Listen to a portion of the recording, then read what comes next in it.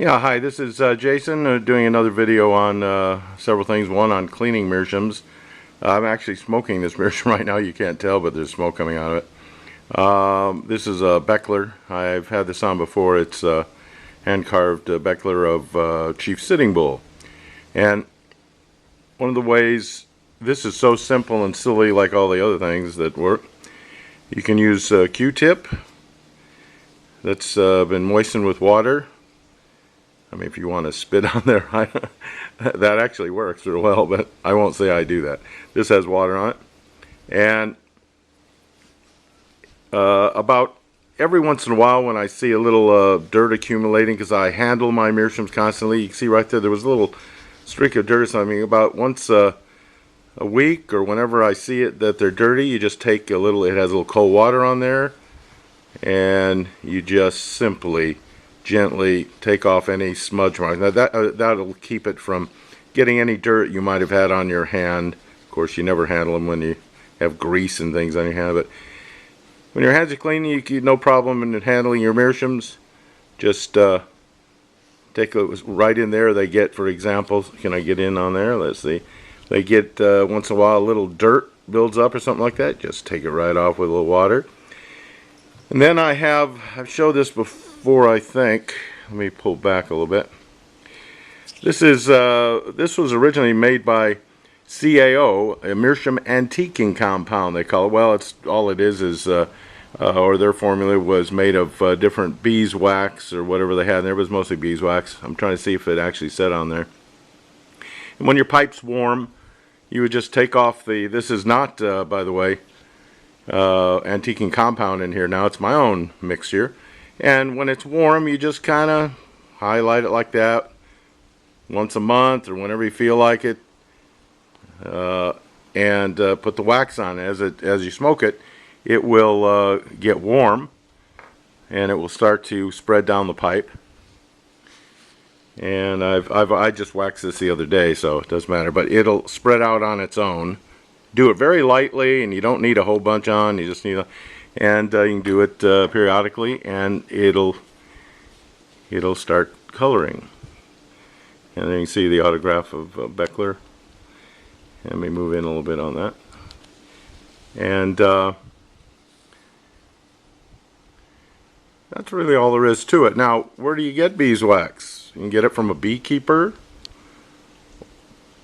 or I get it. See if I can do this without knocking the pipe over. Let me sorry about the video. Let me take it out of the bag. Move the camera up and down here for a while. I just bought a block of this, and I'll move the pipe now.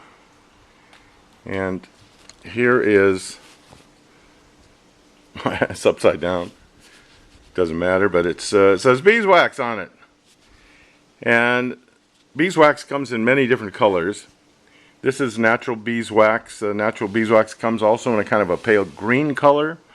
I've seen it in a number of colors. And then some of the stuff like they had in the antiquing compound is like most of the wax that your meerschaums are put into. It's been bleached out and it's white, so it's kind of just, white matches the color of the meerschaum.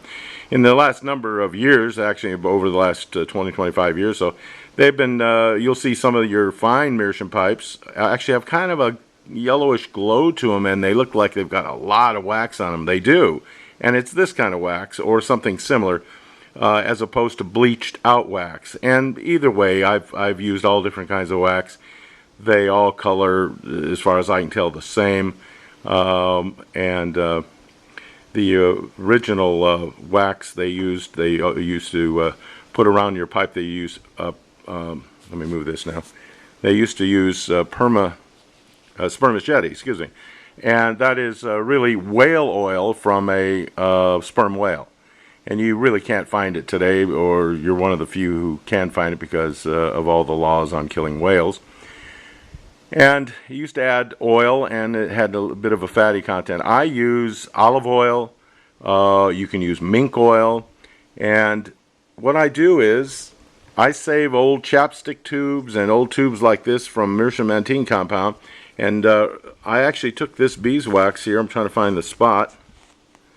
Let me move up.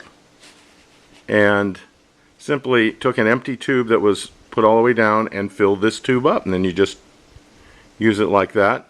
And you can imagine this, you can't even tell that I took this whole tube off here, how many tubes you can make out of that. And I add a little, again, I keep olive oil in one of these little things you use for postage stamps and things like that, or used to. And I will take the wax and just put the olive oil, this has a little sponge on top, and just every time I use it, so you can see it's got a little olive oil on there. And just to put some olive oil back in it. Now you can take this wax, and let me back up a second.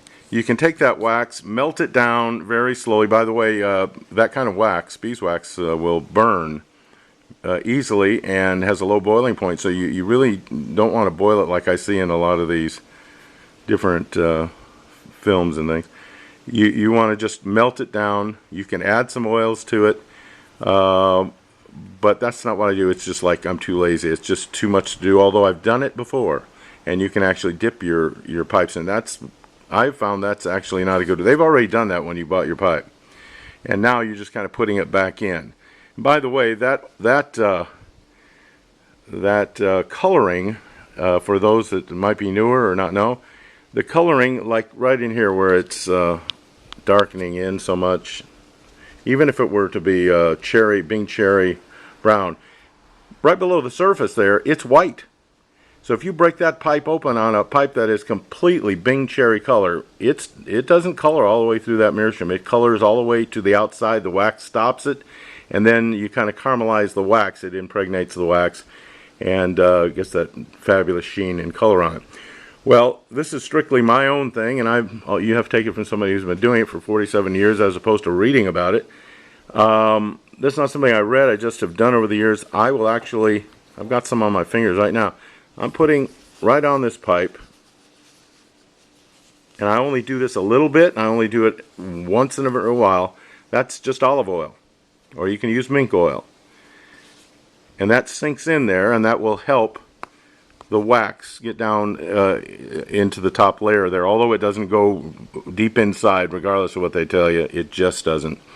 It's just on the outer layer. So you just want to keep a little wax on the outer layer.